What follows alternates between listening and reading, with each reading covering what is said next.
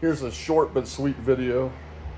I'm about to upgrade my Harman Kardon in my 2500 Limited. And I'm changing out my tweeters, and I couldn't find a video online on how to get those off. I figured it out, so I thought I'd make one. I'm changing those out to some audio frog. That's just a panel tool underneath the plastic to pop those up. I've done those before. But this video is about this. Literally, they just pop right off. I'm about to put the phone down, aren't I? No. It's always hard to do this one-handed. Okay. That's it. They pull off. They're just two little